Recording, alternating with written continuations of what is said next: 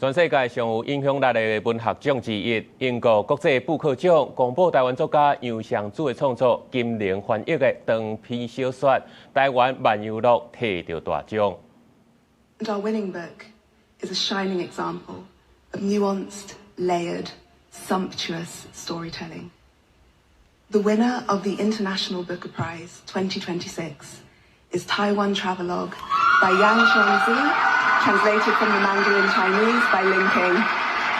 縱觀台灣文學史，100年來，我們其實不斷地在探問：台灣人想要什麼樣的未來？台灣人想要什麼樣的國家？時至今日，《台灣漫遊錄》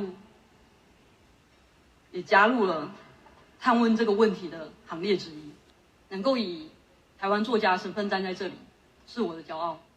謝謝大家。今年國際布克獎的決選有6部作品，楊尚祖的小說《台灣漫遊錄》寫1930年代日本時代，寫殖民的歷史，寫身份認同，介紹台灣的好食物。2024年先摕到美國國家圖書獎，今年擱再摕到布克獎，也是唯一一部亞洲的作品創下新紀錄。